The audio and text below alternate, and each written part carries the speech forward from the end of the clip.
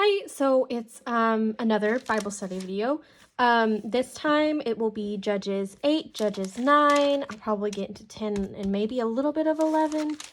But starting off in chapter 8, 22, it says, "Then the men of Israel said to Gideon, 'Rule over us and your son and your grandsons also, for you have saved us from the hand of Midian.' Gideon said to them, 'I will not rule over you, and my son will not rule over you. The Lord will rule over you.'" There was a lot of R's.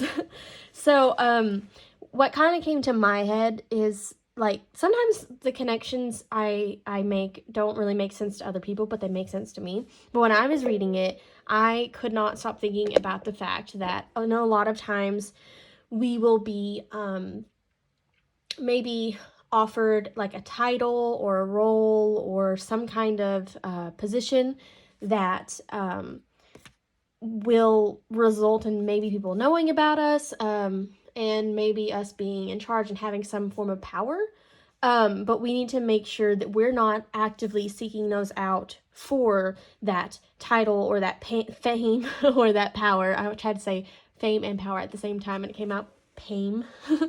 But and when it is offered to you, so I don't know, maybe you're offered to be some form of leader, so like maybe a youth leader or something like that. You need to make sure that it's in God's will and it's not you wanting to accept it because you want to have the title of, oh, I'm a youth leader or I'm a youth pastor, whatever you want to call it. So we need to make sure that it's in the will of God and it's not us trying to just find fame, power, and titles. Because if we always go off seeking things like that, then it will be very easy to fall into pride, which will make us fall into even more sins. So always make sure that you're not out there seeking for power and titles and fame and glory for yourself, but that you're always trying to give glory to God. So on this one, it's kind of funny because I highlighted it with purple, but I was really supposed to highlight with pink. But it says, "And Gideon made an ephod and put it in his city, in Ophrah," I think that's how you say it. And it became a snare to Gideon and to his family. So Midian was subdued before the people of Israel, and they raised their heads no more, and the land had rest 40 years in the days of Gideon. The one thing that I pointed out here is that Gideon himself made the ephod and he put it in the city, and that led to the Israelites following after it as well, and it became a snare to himself. So Gideon created his own snare, and we can often find ourselves doing the same thing. So that's why we have to be very intentional with what we do and how we spend our time and who we're talking to and what we're allowing to take up in our thoughts and actions. And then there's a lot of notes here. So this would be chapter 10. I'm going to make sure, yes, chapter 10. And it's verse 45. And it says, "And Abimelech fought against the city all day. He captured the city, and he razed the city and sowed it with salt." But the sowed it with salt, the salt was a symbol of destruction. That's one of those contextual things you might not get at first. So then verse 52 through 57 is a very, very long, but long story short, I'll push that so you can see.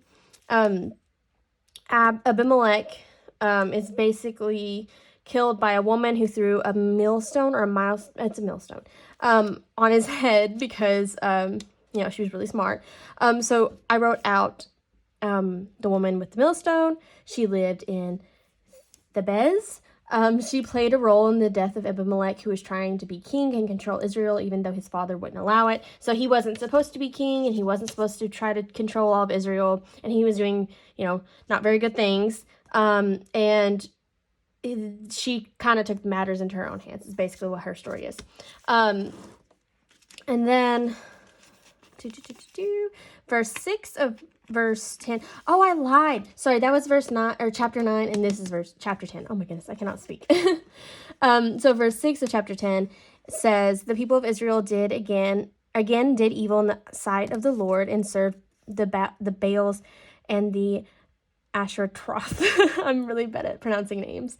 "The gods of Syria, the gods of Sidon, and the gods of Moab, and the gods of the Amorites, and the gods of the Philistines, and they took they forsook the Lord and did not serve him. So I wrote out just don't do what is contrary to God's word. Don't forget or forsake his word.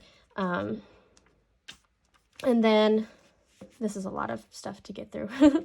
But verse 9 says, and the Ammonites, why does that sound so weird to say? And the Ammonites crossed the Jordan to fight also against Judah and against Benjamin and against the house of Ephraim, so that Israel was severely distressed. And the people cried out to the Lord, saying, we have sinned against you because we have forsaken our God and have served the other Baals, which is gods, basically. And I, like I said earlier, might not make sense to other people, but when my connections just come to my brain and that's what I want to write down, it made me think about how often we go to God as a last resort instead of viewing him as a first resort. And so we view prayer as this thing that we have to depend on when nothing else works instead of making it like our front line of defense. So I said, make sure you're not only crying out to God when you're in trouble, it's a daily walk.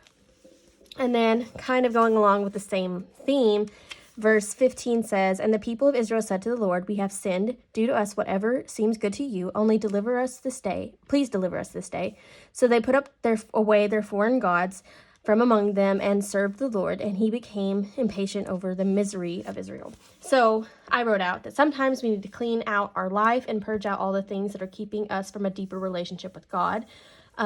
We need to do that before we can make any more progress, because if we're still carrying on and hanging on to those things, then we're going to start slipping back into those things. So we need to further our walk with God and make it a priority. And in order to do that, we might have to go through, maybe throw out some CDs, throw out some movies, not watch certain movies, maybe throw out a few books. So you have to kind of purge your life of what you know is hindering your relationship with God. But anyway, this is probably a shorter one, but I don't know. I think I've gotten really good at like kind of talking fast enough to where I don't drag it out very long, because I used to make videos like this, and they would be like 40 minutes long just because I was talking like, then the men of Israel said to Gideon, like it was really, really slow. So I think I've finally been able to like kind of get to the point and not just say the same things over and over again, which sometimes I still do, but I don't do it as much as I did. So this might be a shorter one, but I hope it was educational, and I'll see you in the next study.